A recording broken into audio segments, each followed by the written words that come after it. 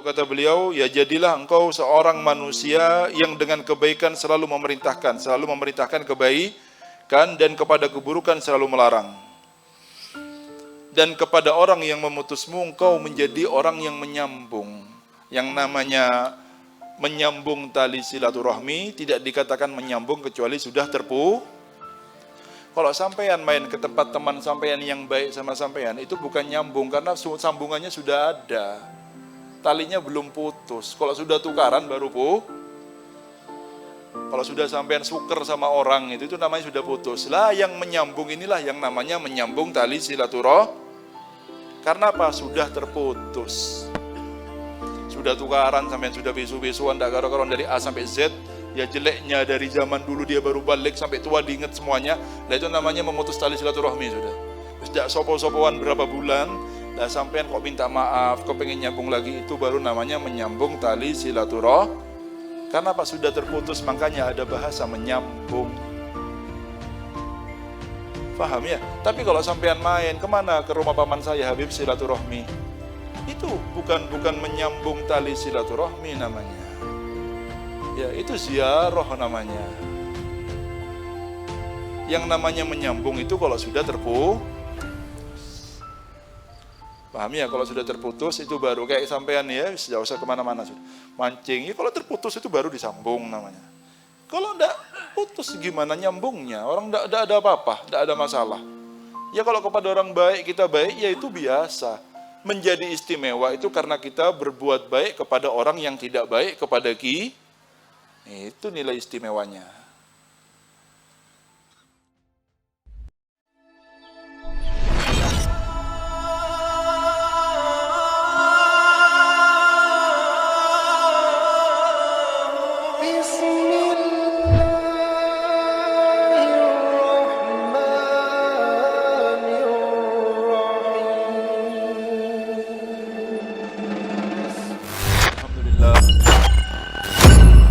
Alhamdulillahilladzi hadana bi'abdihil mukhtari man da'ana ilaihi bilidni wa qad nadana labbaika ya man dallana wa hadana. Allahumma fasalli wa sallim ala sayyidina Muhammad nurika sari wa madadikal jari wajma'na bihi fi kulli atwarina wa ala alihi wa sahbihi ya nur. Hadratul kiram, para habaib, para kiai, para asatid, para guru-guru ngaji, dan semua teman-teman kami dari warga Gunung Remuk, dan hadirin hadirat semua para pecinta majlis ilmu, dan sholawat kepada Nabi Muhammad SAW yang semoga selalu dirahmati oleh Allah Subhanahu wa Ta'ala. Malam ini kita kembali dikumpulkan oleh Allah Subhanahu wa Ta'ala dalam majlis tercinta kita ini untuk menyirami tandusnya hati kita supaya kembali segar dalam kecintaannya kepada Rasulullah SAW dan menghidupkan matinya hati kita atau menyadarkan lalainya hati kita supaya kembali tersadar dan berjalan di jalan orang-orang yang diridhoi oleh Allah Subhanahu wa Ta'ala, sehingga dengan mengikuti jejak mereka kita semua dipantaskan oleh Allah untuk berkumpul bersama mereka kelak di bawah bendera Rasulullah SAW. Amin Allahumma amin. Sebenarnya waktu yang ada pada kita apabila kita tidak gunakan untuk taat, maka kemungkinan besarnya kita gunakan untuk maksiat.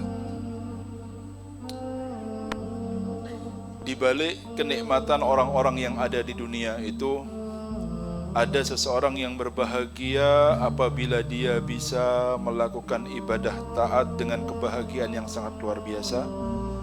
Ada pula sebagian manusia yang kebahagiaannya Allah jadikan kepada mereka ketika mereka sedang bermaksiat kepada Allah Subhanahu wa Ta'ala. Mereka bermaksiat dan mereka berbahagia. Semoga kita termasuk orang-orang yang diberikan bahagia dalam ketaatan kepada Allah Subhanahu wa taala. Tetapi di balik maksiat demi maksiat yang mereka lakukan, sebetulnya pada hakikatnya mereka itu merasakan kebosanan yang sangat luar biasa di dalam kehidupannya. Maka nasihat saya, apabila seseorang ingin memulai langkah pertama sebelum dia itu melakukan langkah apapun untuk berubah kepada kehidupan yang lebih baik, maka tinggalkan teman-teman yang lama dan mencarilah teman-teman yang baik supaya ada kehidupan yang baru yang kita rasakan. Karena almar'u ala dini khalilihi. Seseorang itu agamanya atau kebiasaannya tergantung dengan teman-temannya. Sohib, sahib. Ya. Temanlah dengan seseorang, bertemanlah dengan seseorang, niscaya dia akan menarikmu kepada akhlaknya. Kalau kebiasaannya adalah hal-hal yang baik, dia akan membawamu kepada kebaikan temanmu itu. Tapi sebaliknya, kalau kebiasaan teman-temanmu itu adalah sesuatu yang buruk, mereka juga akan membawamu kepada keburukan. Oleh karena itu, sohib, sahib katanya orang Arab. Bertemanlah dengan seseorang, niscaya dia akan menarikmu, baik-baik ataupun buruk. Karena agama kita tergantung dengan teman duduk kita semuanya. Ya, dan rusaknya manusia yang ada pada zaman ini, fa inni ra'aitu fasadal mar'i suhbatul addadi, kata Habib Ali bin Muhammad bin Husain al-Habsyi. Rusaknya seseorang itu tidak lain dan tidak bukan, sebabnya yang paling utama adalah berteman dengan orang yang tidak sejalan. Sehingga kebiasaan mereka itu lari kepada kita. Apa yang mereka inginkan menjadi apa yang kita inginkan. Kebiasaan mereka akan menjadi kebiasaan kita pula. Oleh karena itu hati-hati dengan memilih teman. Oleh karena itu Rasulullah itu mengingatkan kita, fangduru amman ta'khuduna almar'u ala dini khalilihi falyanzur ahadakum man yukhalil. Makanya lihat-lihat, pilih-pilih, tidak semuanya jadi teman. Ya sekedar kenal tidak apa-apa. Kalau teman baik tidak. Kalau teman baik tidak. Teman kita yang kalau kita duduk-duduk diam-diam sama dia, pilih yang baik. Dalam hadis yang lain ditekankan lagi oleh Rasulullah sallallahu alaihi wasallam, la tusahib illa mu'minan wa la ya'kul ta'amaka illa taqi. Jangan berteman kecuali dengan orang-orang yang beriman, yang ada iman dalam hatinya. Orang-orang ini pada umumnya masih dalam daerah Islam, belum masuk kepada daerah iman. Semoga kita dinaikkan semua ya, dari derajat Islam kepada derajat iman. Kita ini masih dalam daerah melakukan perintah Allah dan menjauhi larangannya. Tapi berbeda ketika naik kepada derajat iman itu. Yakin yang membuat dia itu mempercayai 100% keyakinannya dengan apa yang difirmankan oleh Allah dan disabdakan oleh Nabi Muhammad sallallahu alaihi wasallam. Sekarang kita bukan tidak dengar apa yang difirmankan Allah, apa yang disabdakan Rasulullah. Bukan kita tidak pernah dengarkan ceramah, tetapi itulah iman belum ada dalam hati kita. Kita bukan tidak sholat, kita puasa, kita zakat, tetapi kita belum keluar dari wilayah Islam naik kepada derajat iman. Kalau percaya itu berbeda, ya. Maka tingkat kepercayaannya manusia pun berbeda-beda, tergantung dengan kualitas imannya. Tergantung dengan kualitas iman. Seperti yang tahun kemarin, yang masih musim corona, semakin dia yakin dengan corona, semakin dia takut kepada badan. Kelihatan sampean sama corona? Takut apa enggak dulu? Bukan suudon sama orang. Kadang-kadang orang ini suudon sama dirinya sendiri. Kalau sudah pilek batuk, jangan-jangan saya kena corona nanti. Iya Pak ya. Bukan, kalau sama orang biasa, suudon sama badannya sendiri, yang punya badan loh disuudon nih. Dan begitu keadaan orang yang yakin. Jangan-jangan gara-gara maksiat ini saya masuk neraka, sehingga dia itu takut terus dengan maksiat yang dia lakukan. Semakin dia yakin, semakin banyak nangisnya sama Allah Subhanahu wa ta'ala. Bukan karena banyaknya maksiat, tapi dia pernah bermaksiat. Ketika kepikiran maksiat itu, dia akan terus menangis seperti kita ketika musim corona. Iya, sekarang antum bilang santai saja. Lah dulu masih awal-awal. Dulu 2 tahun yang lalu itu. Ya, saya ditanggul bahkan lebaran pun tidak nerima tamu. Tidak ada ya minal aidin wal faizin ya. Nah, itulah keadaan orang yang yakin. Makanya kan saya bilang kita ini masih terkurung dalam wilayah Islam, belum naik kepada derajat iman. Kalau iman berbeda keadaannya. Kenapa orang-orang soleh itu banyak nangisnya? Ya itulah yakin dalam hatinya, itu yang membuat mereka melakukan itu semuanya. Kenapa kita kalau tidak pernah nangis? Ya itulah kita masih dalam keadaan daerah Islam, belum naik kepada derajat iman. Ketika kita sudah bisa bergetar badan kita, ketika memikirkan dosa-dosa kita, berbahagialah. Tetapi ketika kita santai saja dengan banyaknya dosa-dosa kita, kita perlu khawatir dengan badan kita sendiri. Apa saya kok tidak takut padahal saya ini orang ahli maksiat? Terus takut sama siapa kita ini? Paham ya? Oleh karena itu ada seseorang datang kepada Sayyidina Umar bin Abdul Aziz. Siapa namanya? Umar bin Abdul Aziz. Ini khalifah yang sangat luar biasa sekali. Makanya dibilang khulafa khamsa kata Imam Syafi'i. Khalifah itu 5, setelah Sayyidina Abu Bakar, Umar, Utsman dan Ali adalah Sayyidina Umar bin Abdul Aziz kata beliau. Imam adil dari cucu Sayyidina Umar bin Khattab radhiyallahu ta'ala anhum. Datang kepada Sayyidina Umar bin Abdul Aziz lalu berkata, "Ausini ya Imam. Nasihati aku wahai Imam." Lalu berkata Sayyidina Umar bin Abdul Aziz, "Ihdar an takuna mimman yukhalitu sholihin wa la yantafi'u bihim." Hati-hati jangan sampai kalian itu kumpul dengan orang-orang soleh tapi tidak ngambil manfaat apa-apa. Loh kok bisa? Kalau dikatakan perumpamaan peribahasanya itu, jangan sampai jadi tikus yang mati kelaparan di lumbung padi, aneh. Padahal tempatnya makanan, seharusnya dia itu jadi orang yang paling baik. Karena apa? Kumpulnya dengan orang-orang soleh. Sesuatu yang menjadi aneh ini, dia kumpul dengan orang soleh tetapi tidak memberikan bekas apa-apa. Sama seperti ajaibnya orang yang kumpul dengan orang soleh tapi tidak berubah. Sama seperti orang yang dia duduk di tengah di lapangan yang luas, di tempat yang terbuka, lalu turun hujan di sana, ya dia tidak ada penutup apa-apa di atasnya tapi tidak terkena hujan sama sekali. Aneh apa tidak aneh? Keramat berarti ini ya. Kok bisa kumpul sama orang soleh tapi tidak berubah sama sekali? Keramat apa tidak keramat? Keramat ini. Ajaib. Loh sampean kalau ada orang jalan di hujan terus tidak basah, bajunya keramat apa tidak keramat? Loh keramat ini. Ya sama kayak gitu. Orang kumpul sama orang soleh tapi kok tidak berubah sama sekali akhlaknya. Keramat namanya ini ya. Ini orang hebat luar biasa namanya ini.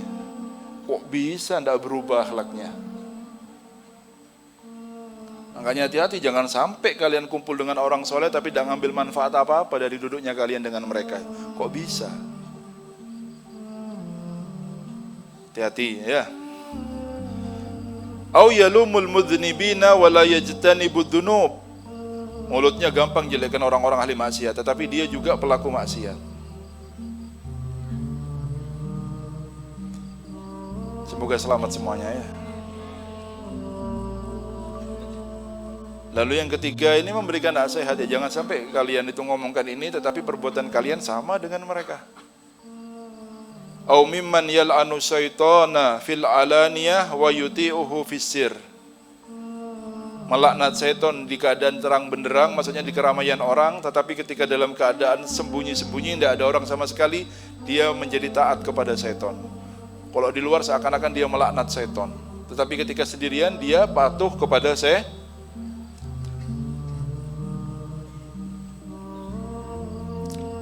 Paham ya? Cukup sudah nasihat ini. Makanya jangan sampai dipisah orang-orang soleh. Karena almar'u ma'a man hab itu tetap menjadi hukum dasar kita semua di dalam menjalani kehidupan ini. Seseorang dikumpulkan dengan yang dicintai di dunia sampai di akhir. Kalau sampai cinta sama orang di dunia, kepengen kumpul terus sama orang itu. Tidak mau bisa, mau ya apa? Mau dipaksa kumpul dengan orang yang tidak disenangi, ya dah enak, dah tenang hati ini. Sama kayak orang-orang yang jelek, mereka kok senangnya kumpul dengan mereka. Coba orang jelek itu suruh duduk dengan orang-orang yang baik, karena bukan dunianya, mereka tidak akan tenang duduknya dengan orang-orang yang baik. Begitupun orang-orang yang baik, ketika mereka berkumpul dengan orang-orang yang jelek, dia tidak akan menemukan kenikmatan di dalam duduknya dengan orang-orang yang jelek. Sama, semua itu ada dunianya masing-masing. Seperti yang kita senangi duduk ketika di dunia, mereka pula lah yang akan menjadi teman kita nanti di akhirat. Amin Allahumma. Seperti itu. Oleh karena itu, terkadang kita ini perlu ya duduk dengan anak-anak kita, memberikan nasihat, walaupun nasihat itu sifatnya ringan, tetapi kadang-kadang yang ringan itu menjadi membekas luar biasa ya di dalam benak anak-anak kita. Karena seperti yang dikatakan dalam peribahasa Arab, al-ilmu fisigori kannaksi alal hajari. Ilmu yang ketika disampaikan kepada anak kecil mungkin sulit untuk melengkat di pikiran mereka. Tetapi ketika melekat itu bagaikan kita itu mengukir batu. Sulit untuk memasukkan ilmu kepada mereka anak-anak kecil ini. Tetapi ketika melekat tidak akan hilang selama-lamanya. Beda dengan orang tua. Orang tua itu dimasukkan gampang seperti melukis di air. Enteng sekali bilangannya, enak kalau orang tua ini bilangannya. Tetapi pulang dari majelis ilmunya hilang semua langsung. Ayo coba sampean saya tanya, kalau minggu kemarin itu yang dipelajari di tiba itu apa? Kan lupa semuanya sudah. Oh jadi gitu, sudah sampean sholat subuh kemarin. Tadi berjamaah. Imamnya baca apa? Tidak tahu. Kadang-kadang yang jadi imam tidak tahu, lupa baca apa. Coba tanyakan badannya sendiri, tidak usah dijawab, malu ya kalau dijawab ya. Saya sholat subuh, iya. Baca apa tadi imam? Iya ya, saya lupa ya baca apa ya. Iya, karena hadirnya hati kita kepada Allah ya. Orang tua seperti itu, anak kecil itu sulit, tetapi melekat dia. Makanya masa-masa aktif, ketika sulit-sulitnya itu dimasukkan ke pesantren. Karena apa? Ilmu yang dipelajari masa kecil itulah yang sampai tua akan bermanfaat, ceket seterusnya. Memang sulit ngajarinya, tapi kalau sudah bisa, ceket ilmunya.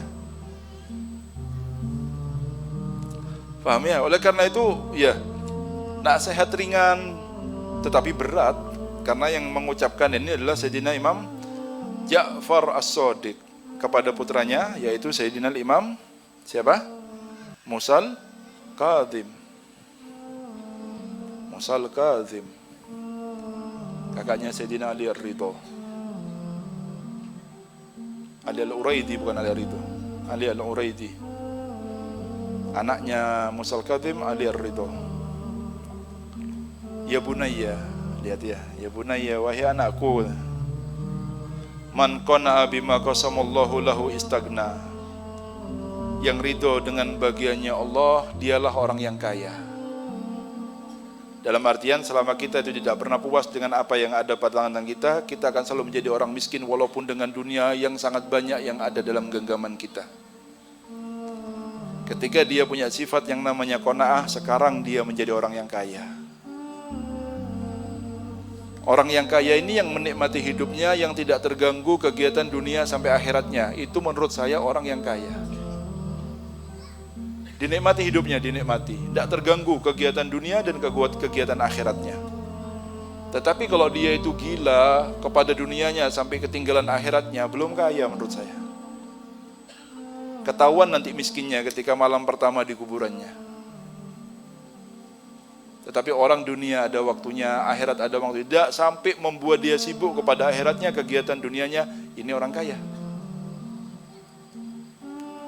Ada waktu untuk keluarganya, ada waktu untuk jalan-jalan dengan keluarganya, ada waktu untuk membimbing istri dan anak-anaknya. Ini orang kaya namanya. Faham ya? Lalu waman madda ainaihi ila ma fi yadi ghairihi mata fakiron. Orang yang dia itu terus membuka matanya dengan apa yang diberikan oleh Allah kepada orang-orang yang ada di sekitarnya. Ini punya mobil, ini punya rumah, ini punya ini punya ini. Akhirnya mata fakiron, mata dalam keadaan fakir akhirnya. Walaupun sebetulnya apa yang diberikan oleh Allah sudah cukup bagi dia. Tapi kalau ngelihat apa yang ada di tangannya orang, dia akan terus kepingin dengan apa yang ada di orang sekitarnya. Nanti orang, HP baru, dia sudah punya HP. Sama-sama buat telepon sama ini. Tapi karena ini tipe baru, ini rumahnya baru, ini mobil tipe baru, ini keluaran baru, ya terus kan kayak gitu ya. Miskin kau nanti akhirnya. Tutup apa? Mari sudah. Yang penting sudah gunanya sama saja. Beli jam, berapa jam ya? 30.000. Beli jam 20 juta. Sama apa tidak sama? Apa kalau 20 juta jadi 13 hurufnya? Apa sama 12 saja gitu? Sama apa tidak sama? Cuma gaya toh. Tahu kalau dipakai saya kan dikira mahal be sampean, padahal belinya 30.000. Karena yang pakai kayaknya kaya, jadi kelihatannya mahal. Iya apa enggak?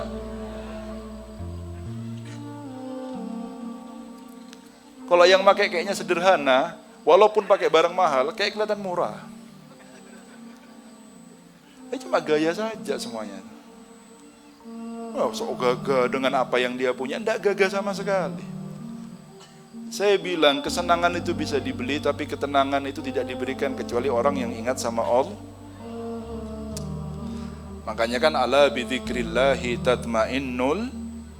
Kalau kalian mau tenang, tidak bisa kecuali ingat kepada Allah. Mungkin orang kaya itu beli kesenangannya, mobilnya mewah, iya boleh silakan. Tapi kalau tenang, bohong mereka kalau bilang tenang hatinya. Tidak ada ketenangan itu tidak gratis ya. Tenang hidupnya. Itu hanya orang yang ingat sama Allah Subhanahu Wa Taala.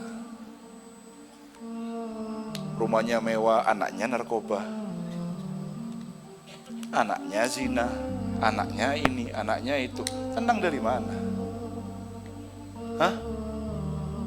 Tenang dari mana? Faham ya? Jadi biasakan biasa sama apa yang dikasih sama Allah, karena sudah yang bagi yang paling adil. Kalau sampean tidak terima kasih gara-gara ngelihat nikmat yang Allah berikan kepada orang lain, sampean tuh protes sama siapa? Sama yang bagi. Berani tak sampean protes? Iya kalau pemerintah didemo sama-sama manusia, kalau Allah mau didemo berani sampean? Ya selesai sampean demo Allah sampean. Faham ya? Lalu, wa man lam yardha bima qasamallahu ittahamallahu fi qada'ihi. Orang yang tidak ridho dengan bagiannya Allah, berarti dia tidak terima dengan apa yang menjadi keputusannya Allah Subhanahu wa taala.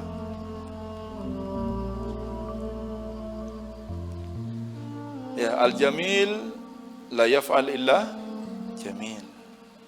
Saya sering ngomong di malam Jumat ini. Kalau kita yakin betul kalau Allah ini cinta kepada kita, maka seorang pecinta itu tidak menginginkan kepada kekasihnya kecuali kebaikan.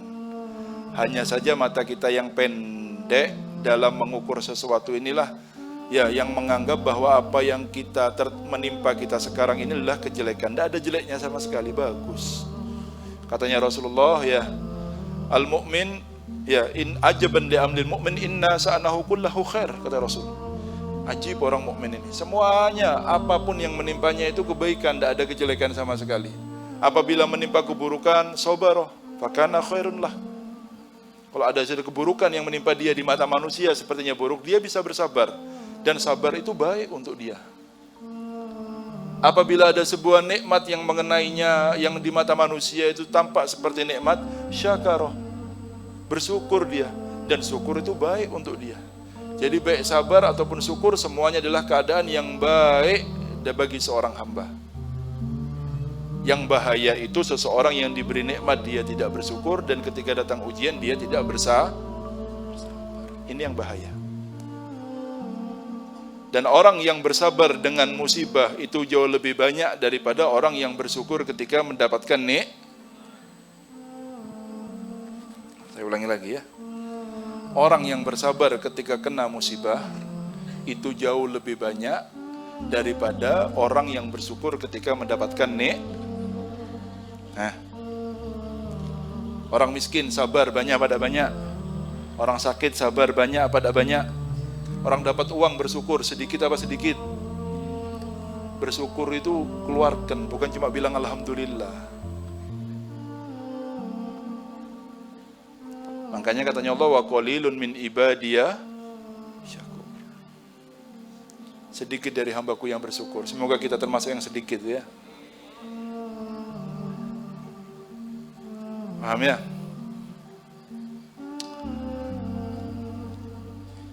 Lalu wa man istasghara zallata nafsihi ista'dama zallata ghairihi. Orang yang menganggap kecil kesalahan yang dia perbuat, dia akan menganggap besar apa yang orang lain lakukan. Jadi dia itu seakan-akan memuliakan badannya sendiri. Kalau saya tidak pernah dosa-dosa besar, kamu dosanya banyak, makanya tobat ya. Nah ini loh. Tapi kalau orang merasa kalau dia itu dosanya besar banyak, maka orang lain itu terasa mulia semua di matanya. Kalau ngeliat orang tua, taatnya lebih banyak daripada saya. Kalau ngeliat anak kecil, dosanya lebih sedikit daripada saya. Sehingga tidak ada orang yang lebih buruk daripada saya. Orang yang seperti ini, inilah yang akan mendapatkan kebaikan yang benar-benar bersifat dengan sifat tawadhu. Haqqun 'alallah man tawadhu'a rafa'ahullah. Orang ini yang akan diangkat derajatnya yang seperti ini. Yang punya perasaan ketika melihat orang tua dia ibadahnya lebih banyak, yang ketika melihat anak kecil dia berprasangka bahwa dosanya lebih sedih, sehingga dia itu menghormati baik yang tua ataupun yang lebih muda. Yang seperti inilah orang yang akan diangkat derajatnya, berarti hatinya benar-benar tersimpan satu sifat yang mulia, yaitu tawadhu kepada makhluknya Allah Subhanahu wa ta'ala.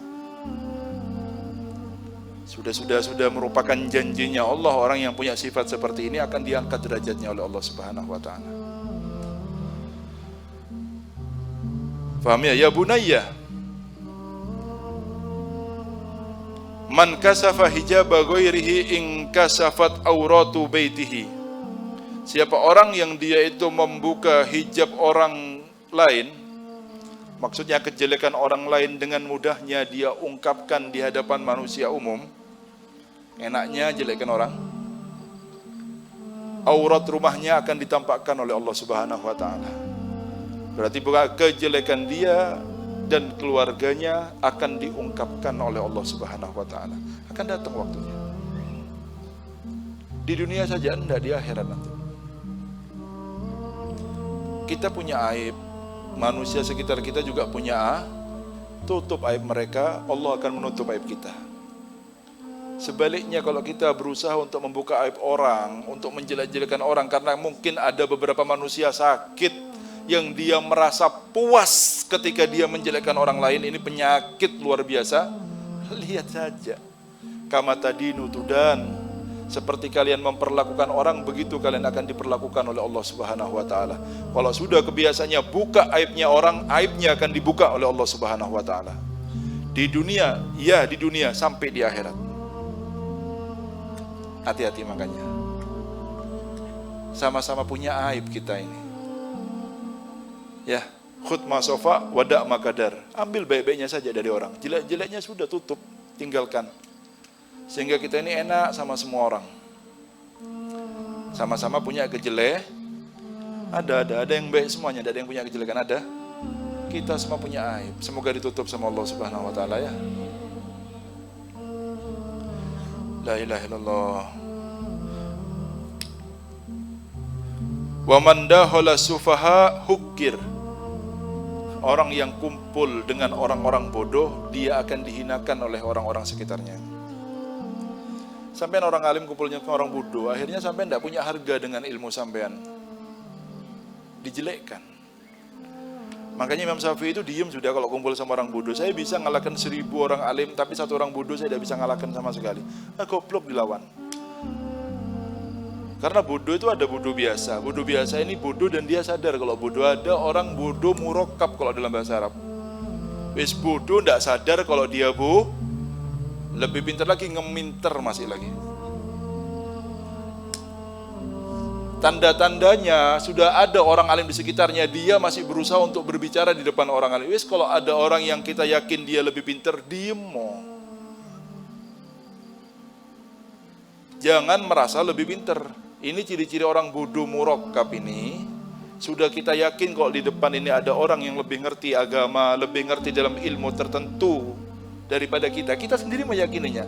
Lalu kita berusaha menampakkan ilmu kita, itu menampakkan kebodohannya.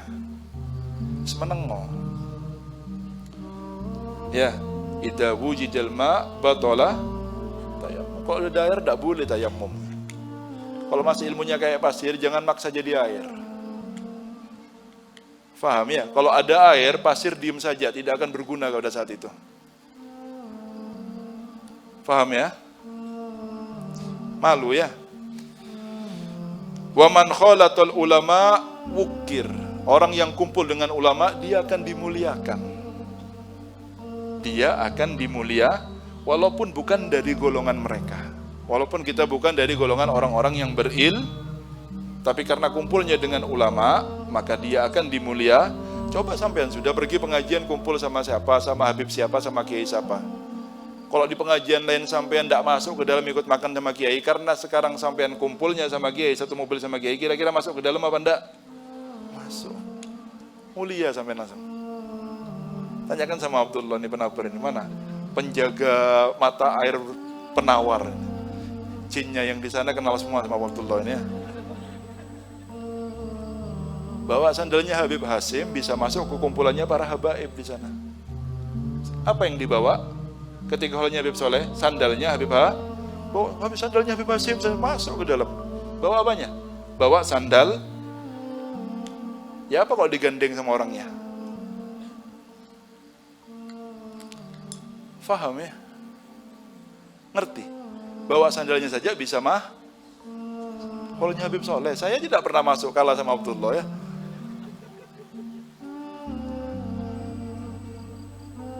Kenapa bisa masuk? Bukan karena Abdullahnya, karena bawa sandalnya Ustadz Hasim. Paham? Kumpul sama ulama itu mulia orang. Walaupun dia bukan dari golongan orang ahli begitupun orang kumpul dengan orang bodoh akan hina walaupun dia orang yang mempunyai ilmu. Paham ya? Jangan hinakan badannya sendiri makanya. La ilaha illallah Muhammadur Rasulullah.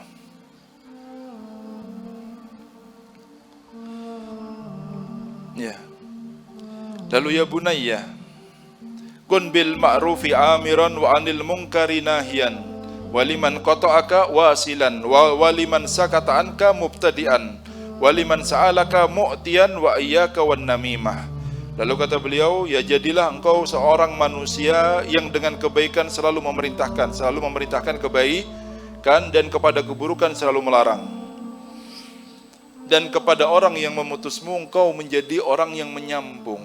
Yang namanya menyambung tali silaturahmi tidak dikatakan menyambung kecuali sudah Kalau sampean main ke tempat teman sampean yang baik sama sampean, itu bukan nyambung karena sambungannya sudah ada. Talinya belum putus. Kalau sudah tukaran baru Kalau sudah sampean suker sama orang itu namanya sudah putus. Lah yang menyambung inilah yang namanya menyambung tali silaturahmi. Karena apa? Sudah terputus. Sudah tukaran sampean sudah besu-besuan tak karuan dari A sampai Z. Ya jeleknya dari zaman dulu dia baru balik sampai tua diingat semuanya. Lah itu namanya memutus tali silaturahmi sudah. Sudah sopo-sopoan berapa bulan, lah sampean kok minta maaf, kok pengen nyambung lagi, itu baru namanya menyambung tali silaturahmi. Karena apa? Sudah terputus, makanya ada bahasa menyambung. Paham ya? Tapi kalau sampean main kemana? Ke rumah paman saya Habib silaturahmi, itu bukan menyambung tali silaturahmi namanya. Ya itu ziarah namanya. Yang namanya menyambung itu kalau sudah terputus. Paham ya? Kalau sudah terputus itu baru kayak sampean ya, tidak usah kemana-mana sudah. Mancing, ya kalau terputus itu baru disambung namanya. Kalau tidak putus gimana nyambungnya? Orang tidak ada apa-apa, tidak ada masalah. Ya kalau kepada orang baik kita baik, ya itu biasa. Menjadi istimewa itu karena kita berbuat baik kepada orang yang tidak baik kepada kita. Itu nilai istimewanya. Paham ya? Nilai istimewanya itu karena kita berbuat baik kepada orang yang benci kepada kita. Ini istimewanya. Kalau baik sama baik ya biasa. Faham ya? Lalu waliman sakata anka mubtadi'an, orang yang tidak pernah nyapa kita, diem, tidak pernah ngomong, dimulai, baik kabarnya, sehat, gimana kabarnya orang tuanya, ini gimana, dimulai, biar tidak kaku semuanya. Ya kadang-kadang orang gengsi mau nyapa duluan, biar orang saya lebih tua. Kadang orang tua ini ego dengan tuanya. Kadang-kadang orang ahli ibadah ini ego dengan ibadahnya. Kadang-kadang orang ahli ilmu ini ego dengan saya lebih alim. Itu orang kapan itu? Duh, apalagi kalau sudah orang punya ilmu terus tua. Duh, anak kapan ilmunya seberapa itu? Ih, gayanya. Paham ya? Orang yang kayak gini ini ya tidak apa-apa, sopoan dulu sudah. Tidak harus dia nyopo, sudah sopoan. Mari sudah. Tidak usah bahasa Maduranya betul, beredere sudah gayanya. Kalau tidak nyopo, tidak usah disopo, wis karya enak, kari gaya, kari sombong. Tidak usah pakai seperti itu. Ya, orang dianya tidak mau nyopo, tidak usah gitu.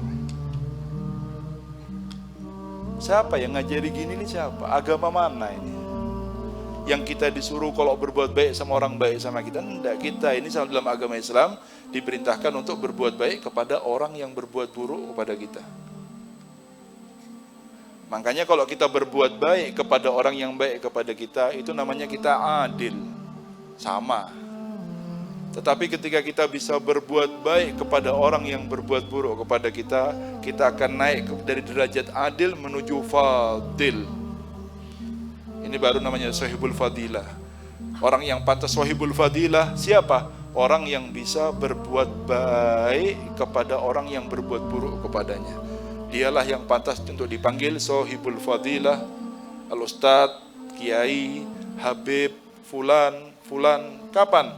Ketika dia bisa berbuat baik kepada orang yang berbuat buruk kepada sahibul fadilah yang hakiki, bukan cuma sekedar nama yang dipanggil sama MC dan lain sebagainya. Tidak butuh ya, yang terhormat itu kalau dia hina di matanya Allah. Cuma ya. Waliman sa'alaka mu'tiyan, orang yang minta kepadamu berikan. Wa iyyaka wan namimah, hati-hati sama mengadu domba. Nyampaikan omongannya orang itu ngerasani kau dari tidak tahu, jauh usah. Orang yang pinter ini, yang pinter ini. Yang kalau ada orang namimah, dia itu justru semakin cinta kepada orang yang menjelekkannya dan benci kepada orang yang menyebarkan kabarnya. Karena orang namimah ini giniin saja, kalau ada orang datang, ya. Kalau ada orang datang membawakan kabar buruk seseorang yang menjelekkan kita, maka pesan saya, sampaikan kepada orang yang ngabarkan jelek ini, ya. Saya kenal dengan saudara saya yang kamu sebutkan barusan. Tetapi yang saya takutkan ini kamu yang menyampaikan berita jelek. Kalau kamu jujur, maka kamu ini sekarang sedang gibah, nyampaikan kejelekannya. Kalau kamu bohong, maka kamu sekarang ini sedang melakukan yang namanya fitnah. Dan dua-duanya gibah sama fitnah itu adalah dosa yang besok jangan ngomong tok sudah dimuai gitu. Paham ya? Kalau ada orang nyampaikan kabar buruk orang lain ketika menjelekkan kita apa semuanya, ngomong sama yang bawa kabar ini, kamu itu ada dua perkara. Kalau tidak satunya duanya. Kalau kamu jujur, kamu ini tukang gibah. Kalau kamu bohong, kamu ini tukang Kalau sudah fitnah, maka kamu ini masuk dalam dua golongan, bukan hanya buhtan tetapi namam. Namam itu orang yang suka mengadu domba, la yadkhulul jannah namam, katanya Rasulullah. Tidak akan masuk surga orang yang mengadu domba. Wes mari sudah. Iya.